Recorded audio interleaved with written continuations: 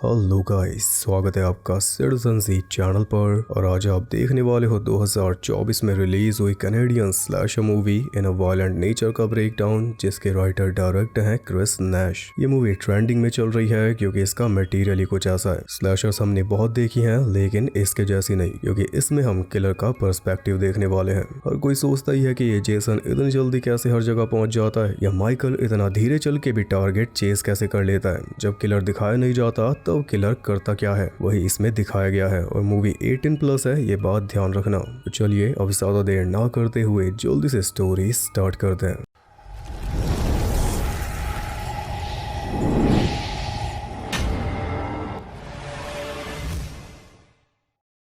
Movie start होती है जंगल वाले एरिया में, जहां पर दोस्तों का एक ग्रुप कैंपिंग करने पहुंचा है। लेकिन वो ग्रुप हमें दिखाया नहीं जाता क्योंकि ये मूवी किलर के ऊपर फोकस्ड है। मूवी के अंदर गैस स्टेशन दिखाया तो नहीं गया, लेकिन वो ग्रुप गैस स्टेशन की बात ही कर रहा था, यानी गैस स्टेशन कहीं ना कहीं से आ ही गया। यार जंगल में एक टूटा फूटा फायर टावर था जहां पर एक सुंदर सा लॉकेट लटका हुआ था। तो ग्रुप का एक बंदा ट्रॉय उस लॉकेट को उठाकर चलता बना, लेकिन उनके जाते ही धरती चीर कर निकल आया किलर, एक लंबा चौड़ा जख्मी अनडेड म्यूट मॉन्स्टर जो काफी गुस्से में है। उसने जंगल में आगे बढ़ना स्टार्ट किया और इसे देखकर ऐसा लग रहा है जैसे कोई गेम चल रही है। ऐसे चलते चलते वो एक ऐसी जगह पहुंचा जहां पर किसी जानवर की सड़ी हुई लाश एक बेयर ट्रैप में फंसी हुई थी और सामने ही कैमरा लगा हुआ था, यानी आसपास कोई रहता है। तभी कोई गाड़ी का हॉर्न बजाने लगा तो किलर भी उसी तरफ चल दिया। थोड़ी दूरी पर ही एक घर था जिसके बाहर दो आदमी आपस में बहस रहे थे। एक था फॉरेस्ट रेंजर और दूसरा था घर का ओनर चक। रेंजर चक को वार्निंग दे रहा था कि जंगल में ट्रैप्स लगाना बंद करो, कोई टूरिस्ट फंस गया तो दिक्कत हो जाएगी। ये पूरा लंबा शॉट है। किलर उनकी तरफ बढ़ता रहा और वो दोनों बहसबाजी करते रहे। जब तक किलर पास पहुंचा, रेंजर गाड़ी लेकर चला गया और चक अपने घर के अंदर चला गया। चक के पीछे किलर भी अंदर गया, लेकिन इसके अंदर जाते ही चक सामने के दरवाजे से बाहर निकल आया, हाथ में गन लेकर, क्योंकि वो जंगल में जा रहा था। अंदर एक लॉकेट था जिसपे नजर पड़ते ही किलर को मिरर के अंदर उसका डैड दिखाई दिया।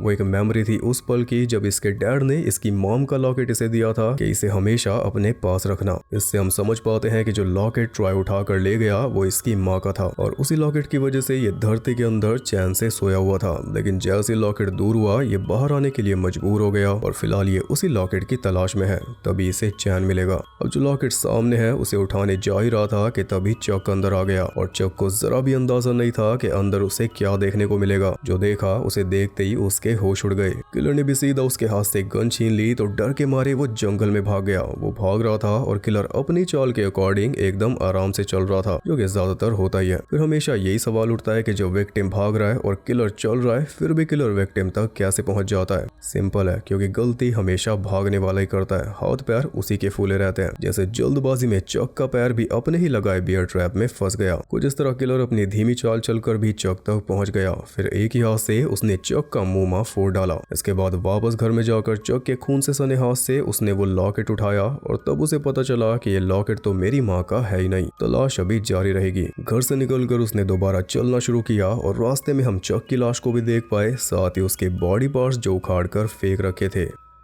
यार चलते चलते रात हो गई, तब कहीं जाकर फाइनली वो रोड तक पहुंचा जहां से वही दोस्तों का ग्रुप अपनी कार लेकर निकला। उन्हें देखते ही किलर उनके पीछे चल दिया। अब आप समझे पर्दे के पीछे किलर क्या करते हैं, चलते रहते हैं। इतना तो ज़ॉम्बीज़ भी नहीं चलते। जंगल में चलते चलते घर तक पहुंचा, घर से फिर जंगल में, फिर जंगल से दोबारा घर, फिर घर से दोबारा जंगल, और तब से बस चल ही रहा है। अब कोई दिख गया तो अब नए रास्ते पर चलना शुरू करेगा। यह है सुपरनैचुरल किलर्स की लाइफ। इसे देख के तो मेरी सांस फूल गई। अब चलते चलते किसी तरह उस ग्रुप के पास पहुंचा और सीधा अटैक करने के बजाय झाड़ी में छुपकर उन्हें देखने लगा। वो लगता है ना दोस्तों को कि कोई हमें देख रहा है, वो इसीलिए लगता है। किलर का पर्सपेक्टिव तो देख ही रहे हो, पर साथ ही साथ कैरेक्टर्स की साइड भी सोचते चलो, तभी बात बनेगी। वो तो हमें दिखाई ही जाती है हर बार, इसलिए हमें पता ही है कि इनकी साइड क्या क्या हो रहा होगा। इविल डेड का एग्जाम्पल ले लो, उसी के हिसाब से सोचो तो कैरेक्टर्स की स्टोरी कैसे चल रही है वो एकदम साफ हो जाएगा। मस्ती करने जंगल में आए, घूमने फिरने के चक्कर में वो लॉकेट उठा लिया और एक अनडेड किलर को जगा बैठे। अभी तक फन कर रहे थे, पर अभी ने डर लगना शुरू होगा तो सारे सोने चले जाएंगे। फिर किसी एक बदकिस्मत को खुजली होगी जो झाड़ियों में जाएगा और उसी का नंबर सबसे पहले लगेगा।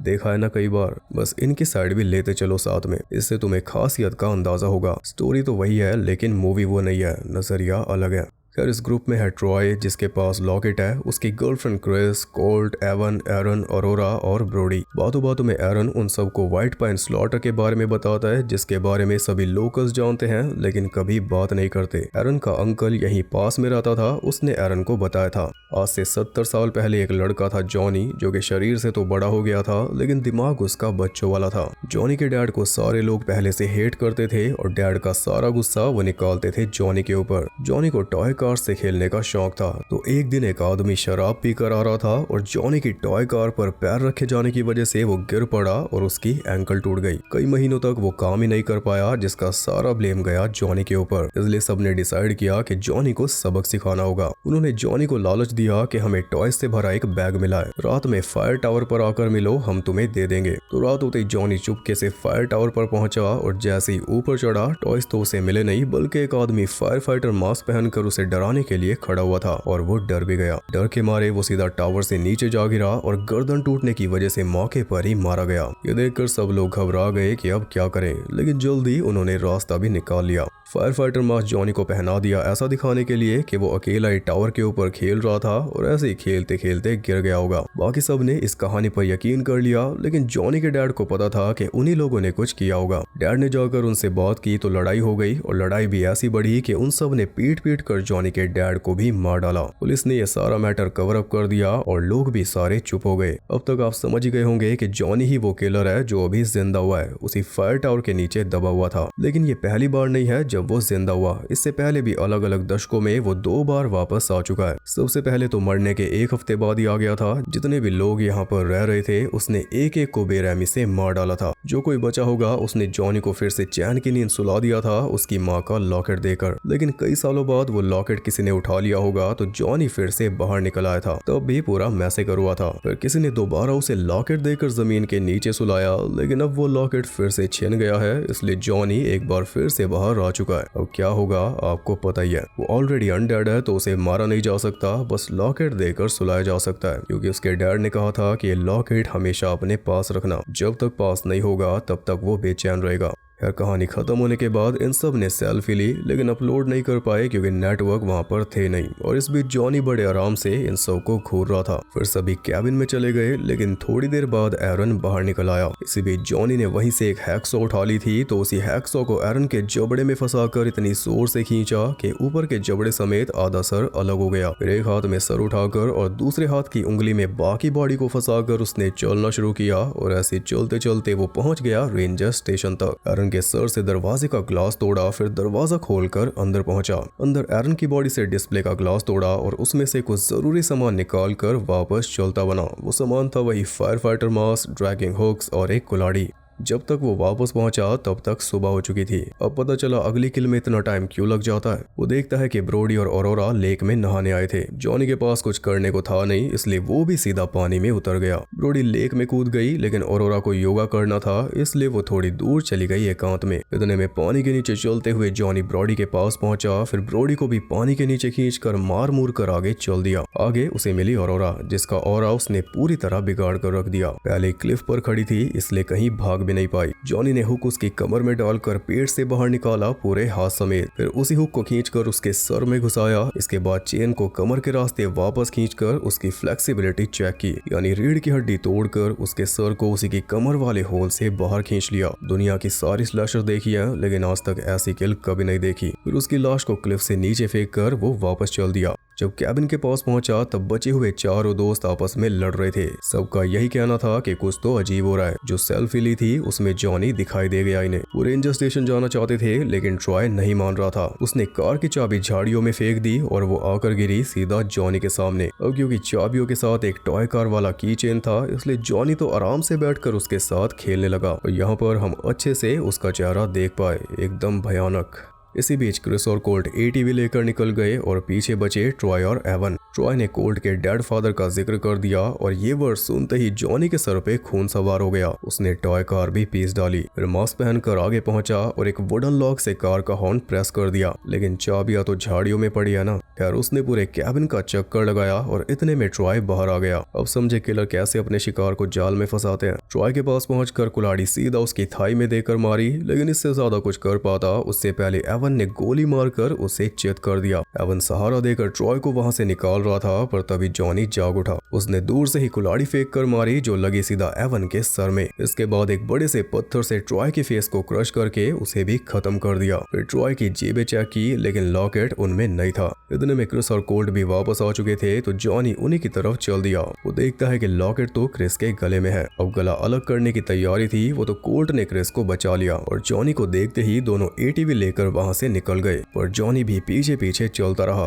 मंजिल तक पहुंच ही जाएगा। रात तक स्टेशन तक पहुंचा, जहां पर रेंजर उन दोनों को ज्ञान दे रहा था कि लॉकेट जॉनी की माँ का है, यही उसकी आत्मा को शांति देता है। तुमने ये लॉकेट क्यों उठाया? एक बार मेरे डैड उसे सुला चुके हैं और एक बार मैं भी सुला चुका हूँ। अब मुझे दोबारा उसका सामना करना होगा सिर्फ तुम्हारी वजह से। क्रिस कहती है कि लॉकेट वापस कर देते हैं, तो रेंजर कहता है कि तेरा रिश्तेदार है क्या जो वापस कर देगी? अब जागा है तो सबको खत्म करेगा वो। जैसे जॉनी पास पहुंचा, रेंजर ने गोली मारकर उसे लेटा दिया। फिर वो जॉनी को चेन से बांध रहे थे, पर तभी जॉनी ने बंदूक पकड़कर एटीवी पर गोली चला दी। इसलिए क्रिस और कोल्ट को पैदल ही भागना पड़ा। रेंजर अकेला कुछ कर नहीं पाया। जॉनी ने उसकी स्पाइन खींचकर उसे पैरालाइज कर दिया। लेकिन इसके बाद उन दोनों के पीछे जाने के बजाय जॉनी ने आराम से रेंजर को टाइम दिया, क्योंकि रेंजर ने इसे 10 साल पहले दफनाया था। वो रेंजर को शेड के अंदर ले गया, जहाँ पर लॉक स्प्लिटर मशीन से पहले उसने रेंजर का हाथ काट कर अलग किया, फिर उसका सर। तब जाकर वो आगे बढ़ा। रास्ते में कोल्ट और क्रिस ने उसे फंसाने की कोशिश की, जिसके लिए सामने आया कोल्ट, लेकिन आते ही जॉनी ने उसे प्लेन कर दिया और फिर तो वो लगातार कुल्हाड़ी चलाता रहा।